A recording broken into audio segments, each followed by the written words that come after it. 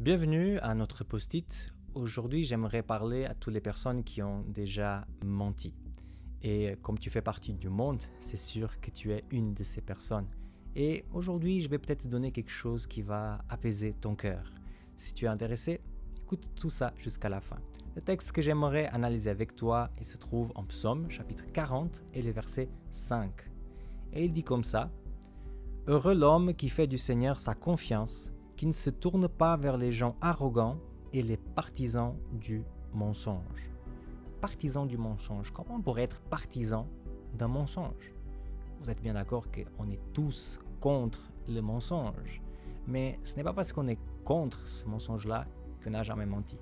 J'ai même envie de dire que toutes les personnes qui sont en train d'écouter ce post-it, ils ont déjà menti une fois dans la vie.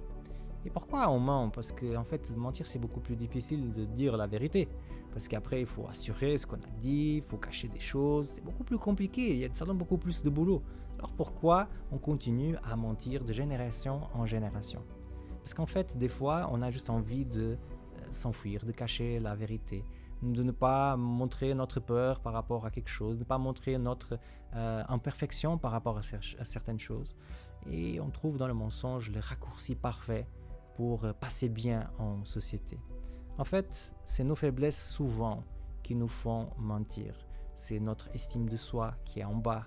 C'est les circonstances qu'on n'arrive pas à changer dans notre vie qui nous font prendre le chemin des partisans du mensonge, comme dit le texte. Mais le texte dit que la personne heureuse, c'est celui qui met sa confiance en Dieu.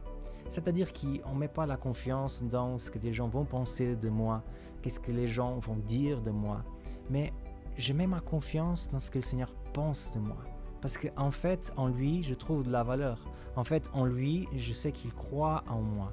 Et avec lui, avec la vérité qu'il donne à ma vie, j'ai plus besoin de mentir.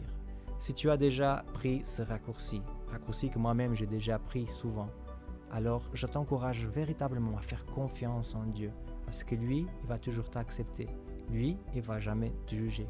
Et en plus, avec lui, tu deviens une meilleure personne. Moi, je m'appelle Samuel Cunha et c'était le post-it d'aujourd'hui.